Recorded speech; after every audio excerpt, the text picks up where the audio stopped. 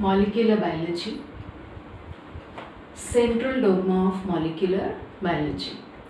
Whole molecular biology is dependent on central dogma. So first of all, we have to understand what is central dogma. Actually, central dogma, in this we are saying that DNA is converted into messenger RNA and messenger RNA is making polypeptide protein in the body of the organism. So if we will study central dogma, we can study whole molecular biology. Now we are saying that when we are talking about DNA to polypeptide protein, what are the process in central dogma? Just see. DNA is having the ability of replication. So DNA replicate to form messenger RNA. When the DNA formats copy by replication, that process is called transcription. And when messenger RNA is formed, that is forming polypeptide chain, and that process is called as translation. So transcription and translation, when we are studying in detail, that is called as central dogma. In the molecular biology, in a 12th class chapter, these two topics are in detail to prepare the protein. Now, central dogma was proposed by Crick in 1958, and he said central dogma is unidirectional. That means always DNA is forming the polypeptide protein, it cannot be reversed.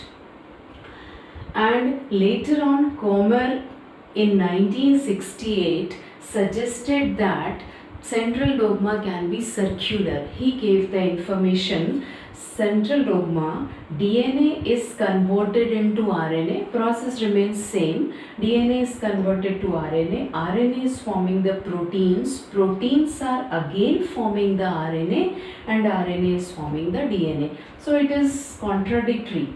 He is saying it is unidirectional, but Comer said this, that can be circular.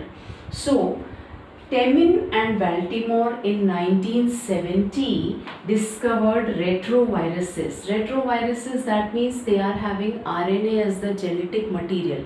So in those retroviruses, they proved that the process of reverse transcription with the help of enzyme reverse transcriptase. So they gave one more idea, reverse transcription, that means first RNA, they are having RNA as the genetic material, viruses. So RNA is converted to DNA by reverse transcription. Then DNA is converted to messenger RNA by transcription. So again transcription, only the thing is starting point is RNA to DNA, that is by reverse transcription with the help of enzyme reverse transcriptase. And DNA by transcription converted to messenger RNA, and messenger RNA by translation converted to protein. So 3-4 ideas have been given about the central dogma, but the basic central dogma is this.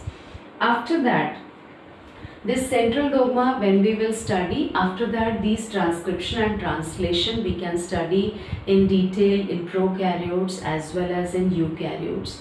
I am just describing here the functions of DNA, since we are talking about the DNA, what functions DNA is performing. We know that DNA is the genetic material in all the organisms, in most of the organisms except in some of the viruses.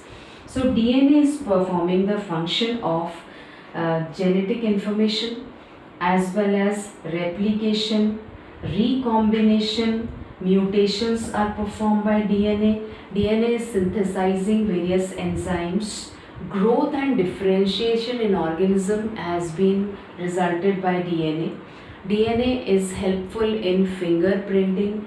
DNA is useful in gene therapy. So these are the various functions performed by DNA, and DNA replication, DNA transcription of DNA, that we will study in detail.